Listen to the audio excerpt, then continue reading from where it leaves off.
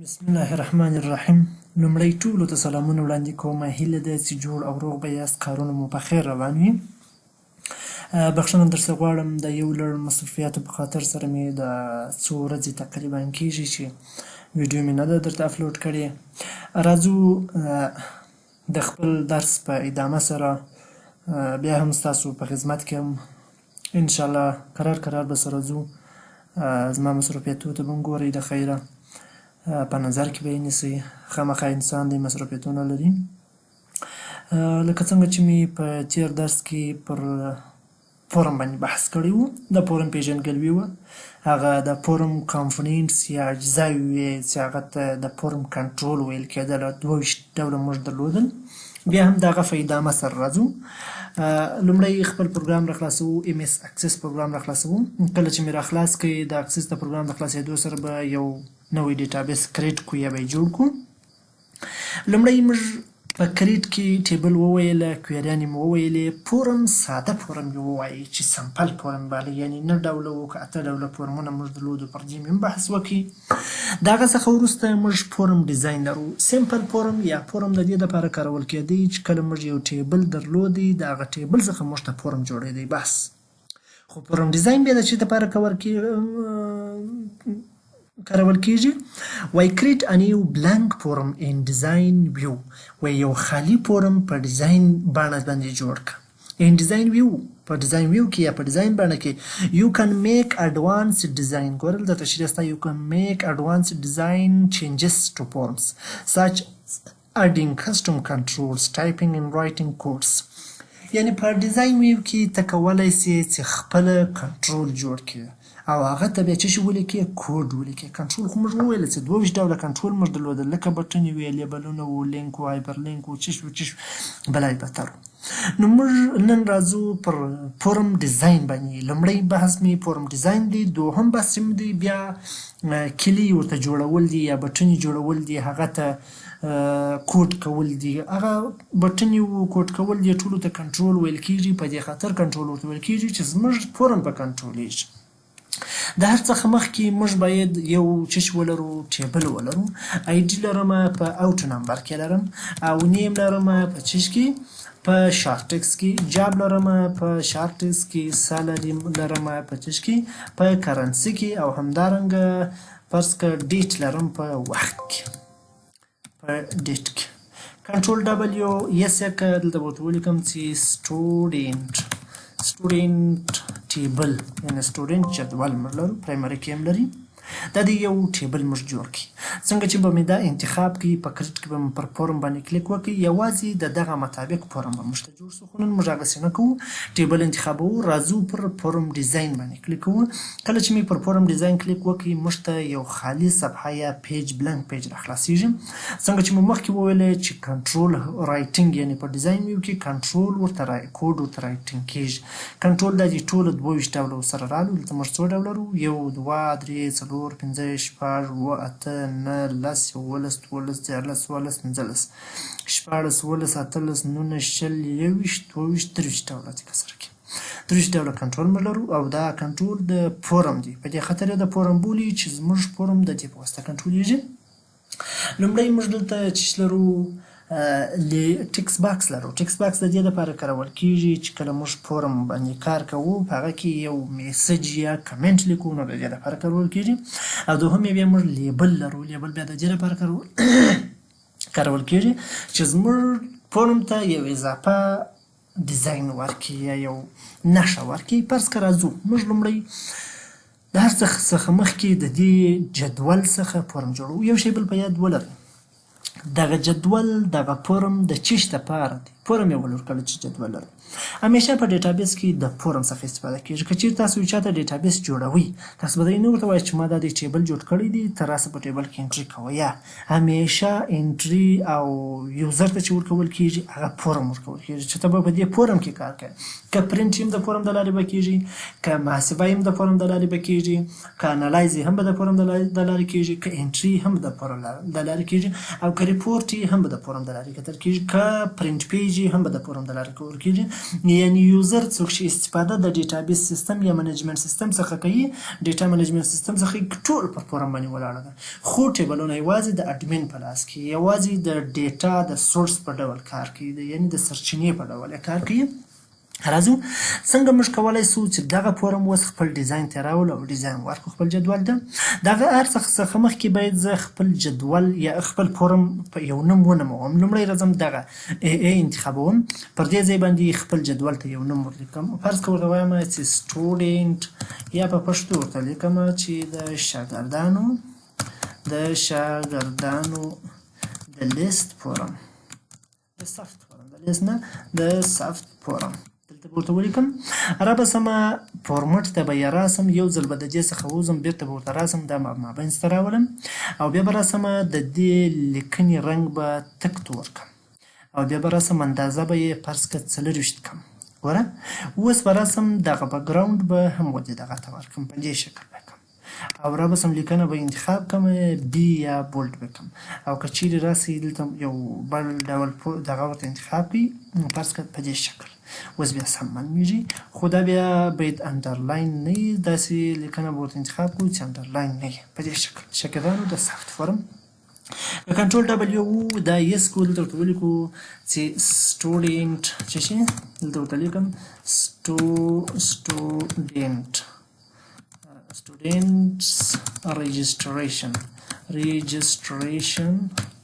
رجسټریشن فورم د شاګردانو د سافت فورم اوس که دا موږ راخلاص کړو یوازې موږ ته څه ښکاره کړي د شاګردانو د سافت فورم یې راخلاص کړی دي ځکه موږ نور نه دی ډیزاین کړی بیا هم راځم پر دې باندې رسته کلیک کوم دلته ډیزاین ویو باندې کلیک کوم اوس زه راځم خپل جدول پکښې جوړ کړم دا جدول جوړوم رابسې دلته موږ څه لرو اډ اګزسټنټ فیلډ دا معنی چې زه فیلډونه به څه ډول کېدل موږ مخکې تعریف کړي وو هغه د څو کرکټرونو مجموعې ته فیلډ ویل کېدل رابسم پر دې ځای به کلیک وکړم وایي نو فیلډ اویلیبل ټو بي اډډ ټو د کرنټ ویو په دا ویو کې موږ فیلډ نه لرو رابسې پر شو آل ټیبلز باندې به کلیک وکړې رابسې پر دغه څه شي پر دې ټیبل به ډبل کلیک وکړې اوس به هره خانه چې ته غواړې ورته راوړې پر دې باندې به ډبل کلیک وکړې پر دې باندې به ډبل کلیک وکړې پر دې باندې به ډبل کلیک وکړې دلته به ډبل کلیک وکړې دلته به ډبل کلیک وکړې رابسې دا به داسې انتخاب کړې خو د دې په انتخاب کې بیا یو بل شی سره انتخاب شو لکه زموږ د شاګردانو څه شي د سافت فورم فیلډ سره انتخاب شو دا به یو انتخاب کوي څنګه انتخاب وو کنټرول به ونیسئ پر هر یو به کلیک کوئ هغه به درته انتخابېږي راکش به کوي همدلته دا ویش سره جوړ شو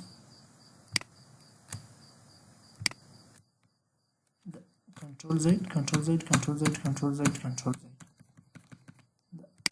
بلاوي څه شي دي چې سره راځي بس خیر پر صورت راځو دیو سره راولو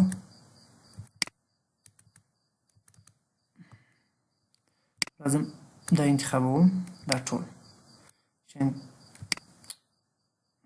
د خانم باید سره انتخاب دا به راکش کړم دلته یا چې کله راکش کړل دا به ټول انتخاب کړم دا خانې به یې څه ورغټې کړم ځکه زه اوس ډیزاین دلته جوړوم څنګه دلته یې راولم لږه له دې خوا او دا خانې پسې انتخابوم د دې خانو هم څه وکړم څه اوږدوالی وربخښم فرض کړه دې طرف ته دې طرف ته مې راوستل اوس راځم فارمټ ته راځم د فارمټ څخه لیکنه یې مابینځ ته راولم او بولډ کوم او په تور رنګ یې کوم او خپله شیپونو ته یو ډول دا رنګ ورکوم دا رنګ چې مې ورکوي ور د همدغې فیلډونو سو د دې فیلډونو ډیټا به مابینځ ته راولم او بولډ به یې کړم کله چې مې بولډ کړل بس همدغه یې ډیزاین یم راځم دلته څه شو ډیزاین یې دغه سپین ډیزاین صحیح دی اوس نو کنټرول ډبل یې کوم یس کوم چې یس مې کړله جدول ته که وګورئ خالي ولاړ دی راسو ټیبل راخلاص کړو په ټیبل کې موږ دلته یو جدول لرو فرض که راځم لومړی ورته لیکم چې جان دی جا بیا آیټ ده معاش یې 14000 روپۍ دي او ډیټ یې بیا څه شی دی ډیټ یې هم دا شی دی انټر به دوهمې ته ولاړم خان لرم وظیفه یې منیجر دی معاش یې 14000 روپۍ دي او ډیټ یې هم دغه دی بیا به انټر ووهم بیا به راسم دلته به ورته ولیکم چې عزت لرم عزت دی دیم اچ آر دی او معاش چې دی 12000 روپۍ دي او تاریخ یې هم 10 دی انټر به کړم اوس که راسم دلته مستقیم ټوله ډیټا به زما په ټیبل کې ذخیره کېږي و ما څه شي ما لومړی د انټري فورم مې څه کوي ورته جوړ کړي د شاګردانو د سافت فورم دوی به کار چیرې کوي کار به په همدې ټیبل کې کوي اوس نو څنګه چې ما بحث درته وکړی یادونه مې وکړله چې کنټرول په فورم کې شته. په دې خاطر یې کنټرول ورکړی دی که چیرې فرض که زه په زرهاو کسان ولرم نو زه اخري ثبت یا بل کس څنګه ورته کولی شم؟ زه به یارې لومړی اخري فیلډ ته ځم، یعنې اخرنی کس چې ما ثبت کړی د هغه څخه وروسته به نوی فورم دغه کوم. دا یو څنګه کولی شم چې اول ته راسم؟ یوه لار خو دا ده چې دلته به زه وهم یو دوم دریم له راځم دلته به وهم. نوی ریکارډ څنګه زه ثبت کړم؟ دا فورم زه څنګه بند کړم؟ دا پروګرام زه څنګه بند کړم؟ یعنې د دې شیانو د کنټرولیشن دپاره موږ چې ښکاروو را بسم ټیبل به لومړی بند کړم، پر ټیبل به راسته کلیک وکړم، ډیزاین ویو ته به یې راسم. موږ دلته کنټرول لرو. د کنټرول دپاره موږ دلته لومړی بټنې لرو لکه څنګه چې مې مخکې په ډیزاین کې وویله په کریټ کې. دلته که راسو موږ دلته لرو چې ورته وایي څنګه وایي اډوانسډ ډیزاین چینجز ټو فورمز. د مثال په ډول لکه په خپل لاس جوړ شوي کنټرول او هغه ته بیا کوډ ولیکي. ګوره موږ دلته چې لرو د کوډ مسله لرو. کوډ څه ته ویل کېږي؟ فرض کړه دلته ما یو کوچنی نوټ هم درته نیولی دی د کوډ په رابطه. لومړی که لوړ لاړ شو دلته موږ څه لرو؟ بټنې څنګه ور اضافه کوو؟ ډیرس کنټرول 22 ډوله بټنې موږ لرو. او همدارنګه بټنې ته څه ویل کېږي؟ وایي کمانډ بټن ایز ا کنټرول. دا یو کنټرول بټن ده through which we will be able to perform a specific action or activity is called control. یعنې کوم چې یو خاصه یا ځانګړې دنده عمل ترسره کوي دې ته کنټرول بټن ویل کېږي. how to add command button in the form. څنګه دا کمانډ بټن موږ فورم ته ور واچوو. look in practical هغه به موږ بیا په عملي ډول ور واچوو چې څه ډول یې ور واچوو. now د کمانډ بټن به پروګرام سي هغه بیا وروسته په عملي کې ګورو چې څنګه موږ یو بټن یا کمانډ بټن په خپل فورم کې اضافه کوو.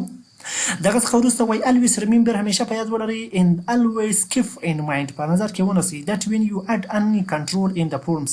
کله چې تاسو یو کنټرول خپل فورم ته ور اضافه کوئ کنټرول څه ته ویل کېږي؟ همدغه شیانو څخه هر یو چې موږ ور اضافه کوو دغې ته څه ویل کېږي؟ کنټرول ویل کېږي. راځو هر یو په نوبت سره بیا د خیره وایو. وایي دا په نظر کې ونیسئ وایي کله فورم ته یو شی ور اضافه کوئ وایي هغه به د هغې په اتومات ډول کار نه وي کله چې موږ هغه ته کوډ ونه لیکو. کله چې هغه ته کوډ ولیکو هغه به بیا په فعالیت باندې پیل کړي. یعنې کوډ غواړي. what is coding؟ کوډ څه شی دی یا کوډینګ څه دی؟ کوډینګ is the combination of several letters. کوډینګ څه دی؟ د څو لیټرونو یا حروفو مجموعې ته ویل کېږي which is used to active controls. کوم چې د دې لپاره استفاده کېږي تر څو په اکسس کې کنټرول فعاله کړي، یعنی په کنټرول باندې فعالیت شروع کړي. always remember and always keep in mind that when you want to do coding 3 points should be followed. همیشه په یاد ولره کله چې ته کوډینګ کوې 3 شیان باید په یاد ولري. هغه به ان شاء الله اول څه شي what to do څه وکړم. دوهم به ولیکې چې when to do څه وخت یې وکړم. دریم به ولیکې چې how to do څنګه یې وکړم. څه شی وکړم، کله یې وکړم، څنګه یې وکړم. دا 3 نقطې به په نظر کې نیسئ. راځو اوس خپل مایکروسافټ اکسس ته راځو. دلته یو 2 بټنې ور اضافه کوو. فرض کړه زه دا خپل فورم څه کوچنی کوم. اوس راځم بټن مې دا لکه څنګه چې یو کنټرول د لیبل لپاره استفاده کېدی دا مې ور واچوئ. دوهم کنټرول دلته زه یو بټن دې ته چې ویل کېږي بټن ویل کېږي. کله چې جوړه کې مستقیم کمانډ بټن ویزارد درته راوړي. ویزارد بیا دا معنی چې خپله یې د ویزارد د لارې درکوي، یعنې اپشنونه درکوي تر څو ته دا بټن فعاله کړي. وایي different action are available for each category. د هرې کټګوري لپاره مختلف عملونه یا اعمال چې دي موجود دي. خو موږ پر دې باندې وروسته بحث کوو. دلته هم داسې ریکارډ نیویګیشن. اوس که دا بټن باندې ته پر دا باندې پر نیکسټ کلیک وکړې دی به د نیکسټ لپاره درته جوړ شي. که پاینټ غواړې د پاینټ لپاره، که ګو ټو ریکارډ، فرست و لاست و نیکسټ و پریویز د دې عملو لپاره جوړېږي. خو زه دا کنسل کوم ځکه موږ دا د کوډ د لارې جوړوو تر څو اول په کوډ سر خلاص کړي وروسته بیا په دې شیانو مې خپله سر خلاصېږي. بله بټن راځم جوړوم. دلته دا خو لومړی بټن شول ځکه د فورم د کنټرول لپاره باید موږ یو څه بټنې څه اندازه بټنې ولرو. دا به م راسم کنسل به کړم د ارو کې په واسطه به دا سره منظم کړم. د دې څخه وروسته یوه بله بټن هم ورته راوړم. فرض که هغه لکه دا بټن دا بټن چې مې ورته راوړله دا به هم لږ منظمه کړم، دا به کنسل کړم چې کنسل مې کړله دا به منظمه کړم، لږ به یې راښکته کړم او بیا به یوه دانه بله هم ورته راوړو، هغه به هم پر دې ځای باندې ورته کښېږدم، هېڅ به اندازه ور غټه کړم په دې شکل، دا به هم کنسل کړم. دا به مې د دې دپاره یوه دانه به مې د دې دپاره کار سي چې معنا نیو ریکارډ یعنې نوی ریکارډ خدای دې وکړي چې موږ په زرهاوو کسانو کې ولاړ یو، زرهاوو کسان ثبت ولرو خو په منځنۍ حد یا په اول ریکارډ کې ولاړ یو. کله چې موږ وغواړو په دا زرهاوو کې یو نوی انټري وکړو نو پر نیو بټن باندې به کلیک وکړې مستقیم به دی دا فورم د نیو ریکارډ لپاره درته جوړ کړي. دوهم به د دې لپاره جوړ کړو چې نیکسټ ریکارډ یعنې په اول کې ولاړ یم دوم غواړم درېیم غواړم په بټن دې ماته دوم درېیم څلورم راځي، څلورم به وغواړم که یوه پلازه بېرته شاته ګرځم دا بټن د دې لپاره جوړ کړم چې پریویوز یعنې مخکنی بېرته راته راوله، او پنځم به وغواړم د دې څلورم به د دې لپاره وغواړم چې ماته لومړنی که په هر څوم کې زه ولاړ یم خو اول ریکارډ ته دې ما بوځي، او دا به بیا جوړه کړو د چیش دپاره، دا به بیا د دې دپاره جوړه کړو تر څو موږ چیرې بوځي اخرني ریکارډ ته هم بوځي، دا به پر دې ځای جوړه کړو. یو دوې دانې بټنې به نورې هم جوړې کړو، هغه یوه دانه د دلته پر دې کونج باندې به یې جوړه کړو په دا شکل، او دا به کنسل کړو، بله بټن به د چیش دپاره جوړه کړو، بله بټن به پر دې ځای باندې جوړه کړو د چیش دپاره د یوه دانه همدغه بټن، دا بټن به مې د فورم د بندېدو دپاره او دا بټن به مې د څه دپاره وي د عمومي ډیټابیس یا د ټول پروګرام د بندېدو دپاره. ګوره زموږ یو کوچنی د شاګردانو د سفت فورم موږ جوړ کړي، خو دا فورم مې د ټوله فورم ته مې د کنټرول بټنې هم ور واچولې. ګوره که اوس زه کنټرول ډبل ووهم دا یس کړم او راسم فورم را خلاص کړم فقط بټنې جوړې سوې خو کار یوه هم نه کوي، ور زه کلیکونه پر کومه کار نه پر کوي، هېڅ کار نه کوي. دا باید موږ داسې جوړې کړو تر څو کار وکړي. هغه د خپل ډیزاین مطابق جوړوو، یو شی بل په یاد ولرئ. راځم راسته کلیک کوم ډیزاین ویو ته راځم، ما د فورم په پای کې دا بټنې ټولې ورته جوړې کړې، زیاتره کسان یې پر دې ځای ورته جوړوي، هغه ستاسې خپله خوښه ده پر هر ځای چې جوړوئ. اوس نو څنګه کولی سم زه پوه سم چې دا د نیو ریکارډ دپاره ده، دا د پریویوز دپاره ده، دا د لشت دپاره ده. دې ورته به نومونه ورکړي، که راسې دلته فقط دا انتخاب کې نوم ورته ولیکئ چې نیو ریک یعنې نوی ریکارډ هم صحیح سو، او که راسې دلته پر دې راسته کلیک وکړې دا پراپرټیز ته یې راسې بیا په دغه ځای کې دا کپشن راواخلې څه په وکړې بدل یې کړې، فرض که دا به ورته ولیکې چې د نیکسټ ریکارډ دپاره ده، انټر یې کړې دا د نیکسټ ته واوښتې، او که راسې پر دې بېرته راسته کلیک وکړې راسې څه په وکړې پراپرټیز ته یې راسې په دې ځای کې به څه وکړې، راځم دا د دې ځای بدلوم، دلته به ورته ولیکم چې لاست ریکارډ اخري ریکارډ ته هم بوځه، او په دې کې به ورته ولیکې چې فرست ریکارډ او په دې کې به بیا ورته ولیکې چې شي لاست دی فرست دی فریویوز ریکارډ دا شی به ورته ولیکې، او په دې ځای کې به ورته ولیکې چې کلوز فورم کلوز، او په دې کې به بیا ورته ولیکې چې کویټ یا ایگزیټ شی ورته جوړ کړي. اوس ته کولی شې دیو ته رنګونه ورکړې، سټایل ورکړې. څنګه سټایل؟ څه انتخاب دې کړل، فارمټ ته به راسې بیا به شیفت ته راسې، د شیفت څخه به دلته څه انتخاب کړې، فرض کړه زه دې ته دا رنګ ورکوم، او لیکنه یې هم راځم دلته لیکنې رنګ هم بدلوم، سپین رنګ بولډ اندازه به څه په وکړم، یو څه به اندازه 18 ته واړوم غټه رابسم، دا بل ته به یو شکل یو ډول رنګ ورکړم، فرض کړه دا رنګ ورکوم، او راځم لیکنې ته یې کوم رنګ ورکوم، ژړ رنګ ورکوم، ژړ رنګ خو بیخي پکې معلومیږم نه، سور رنګ به ورکړم، یا سور رنګ خو د دې بټن دپاره باید استعمال نه سي، دا رنګ ورکوم، بولډ به یې اندازه به یې څه شي 18 به یي. د دې څخه وروسته ودې ته راځم، دلته پر دې باندې کلیک کوم، دا رنګ ورکوم او اندازه لیکنه راخم بولډ کوم، بیا راځم اندازه یې ور 18 کوم، پر دې باندې درېږم، ودې ته به م زرغون رنګ ورکړم، لیکنه به یم بولډ سي، اندازه به یې هم څه وسي 14 سي. ودې ته به م یو رنګ ورکړو، فرض که زه راځم دا رنګ ورته ټاکم، لیکنه به یې بولډ وي خو بعضې اندازه به غټ سي 12 وکړو، او راځم کلوز ته به یو رنګ ورکړو چې هغه په عموم کې د کلوز رنګ، کلوز لیکنې ته به هم سپین یا تور رنګ ورکړو، سپین رنګ دا به هم دا رقم کړو، اندازه به یې هم 20 کړو، کویت خو نو ته تستخدمه یا اگزیت معلومیږي چې بټن یې همیشه په سره رنګي او لیکنه یې همیشه بولډ او همدارنګه شل دا دی. کنټرول ډبل یو که اوس ویس یې کړم. اوس راځم خپل فورم را خلاص کړم. زموږ فورم خورا په ښه ډیزاین جوړ شو. ګوره نن مې بس پر همدغه بحث وکړی چې څنګه کولی شو یو فورم د ټیبل دپاره یو فورم ترکیب کړو، خپل یې ډیزاین کړو، په خپل شکل یې جوړ کړو، په خپله خوښه یې جوړ کړو. او دې ټیبل ته څنګه کولی شو چې یو اندازه کنټرول ور اضافه کړو. څنګه کولی شو خپل ټیبل ته ډیزاین ورکړو او همدارنګه خپل کنټرول ته ډیزاین ورکړو. دا چې موږ کنټرول هم ډیزاینینګ وکړئ پکښې، لیکنه ته مې هم پکښې ډیزاین ورکړئ او خپل ټیبل مې هم جوړ کړئ، یو ټایټل مې هم ورته وټاکئ، یعنې عنوان ورته وټاکئ، انټري مې هم پکښې وکړه، انټري او مستقیم و جدول ته ولاړه. سبا به د خیره پر دې باندې بحث وکړو چې څنګه کولی شو دغه خپلې بټنې موږ کار کړو. همدغه مثال دا اوس چې لرو دا سبا دپاره پټوو. سبا یې په دې ځای کې دا زموږ یو پروجیکټ دی. په دې پروژه باندې سبا کار کوو چې هره بټن به یې په فعالیت پیل کوي، د کلوز دی، د اگزیټ دی، د نیو دی، د چې څه ده، د نیکسټ. تر راتلونکي درس پر الله سپارم. مخته مو شه. الله مو مرسي.